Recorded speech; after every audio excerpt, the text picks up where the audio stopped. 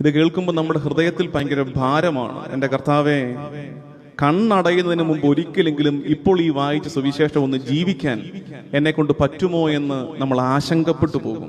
അതുപോലത്തെ ഒരു സുവിശേഷ ഭാഗമാണ് ഇന്ന് നമുക്കായിട്ട് നൽകപ്പെട്ടിരിക്കുന്നത്. ഈശോയെ പിന്തുടരുക എന്നത്, ക്രിസ്ത്യാനിയാകുക എന്നത് എളുപ്പമല്ല. എന്ന് പറഞ്ഞാൽ നല്ല ക്രിസ്ത്യാനി ആയിരിക്കുക എന്ന് പറഞ്ഞാൽ, ഒരു റാഡിക്കൽ ക്രിസ്ത്യൻ ആയിരിക്കുക എന്നുള്ളത് അത്ര എളുപ്പമല്ല.